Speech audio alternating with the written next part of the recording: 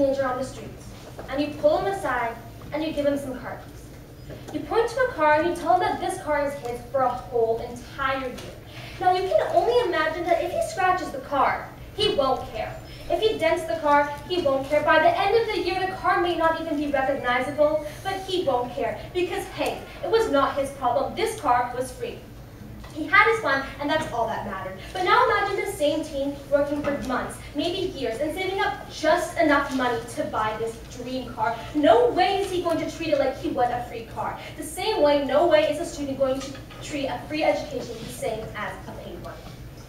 Now, before I begin, I would like to refute a few flaws in side proposition speech. So side propositions talk a lot about equality, but what we see is that society is already equal because people beneath the poverty line have the right to an education. They can receive an education. If they cannot pay financially, they can receive an education through scholarships and financial aid provided by the government. If a side proposition claims the resolution will ensure that people are accepted because of meritocracy, not money, then it should be no problem for students to receive a scholarship. Yes? Are you not aware that scholarships doesn't provide every single poor person with education? Yes, we are aware that scholarships don't provide every single person with education, but nor does university, because there's a selective process just the same as a scholarship.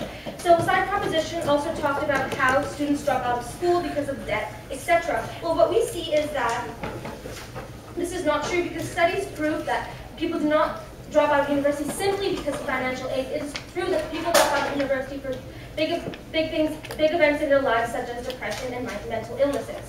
Now, they also talk about breaking the cycle of poverty. We see that this proves to be false because the tax that will be needed to implement this resolution will drive these people in the poverty cycle deeper within. Let's not waste any more time and go straight into my constructive speech. The points that I will be presenting to you today are taxes and value of education. My partner will be talking about the unfair tax. You see, ladies and gentlemen, with this resolution, every taxpayer in Canada would be forced to pay an extra $872 on a yearly basis. Ladies and gentlemen, we as a nation cannot afford this. Studies show that we are still currently healing from the recession in the USA. Canada was hit hard by this recession, and that many of our citizens without jobs and enormous amounts of debt. If this resolution were to stand, then the current debt many citizens are living with, and this extra tax will drive our country deeper into the recession. There is no way a single mother hit so hard by this recession, struggling to provide for her children, can pay this tax every year when she's barely scraping by. There is no way that the 72% of Canadians already debt-stricken can even fathom the thought of an extra $872 per year on their bills. People just slightly above the poverty line and those already deep within cannot afford an extra tax, and they cannot afford free post-secondary education. Yes? You realize that we pay taxes to benefit society, like paying for healthcare. So by paying for education, it benefits the people like single mothers who can't afford their children to go to post-secondary education. Yes, we do acknowledge that. However, my partner will be talking a lot about how this tax is unfair and that not everybody receives the benefit of this tax. Now, moving on, we should be working towards demolishing debt, ladies and gentlemen, not increasing it. Furthermore, if this resolution were to stand, governments would have the final say in how our universities are run. This would be because the government is essentially paying for the schools because they are providing the taxes. Ultimately, it makes a post-secondary education system like the public school system, and we see that no public school is superior to the other in terms of education. However, with universities, this is currently not the case, and it needs to stay that way. Right now, each university has complete control over how their school is run, but this would not be the case with this resolution. Essentially, this resolution could change the entire structure of a university, therefore changing its tradition and the field of university, no longer making it unique or prestigious. Ultimately, implementing these taxes would create a degree of control that is negative towards the academic independence of universities. This is not what we want to see, but it is what will happen if taxes are implemented to fund universities. So next, moving on to my next point of value of education.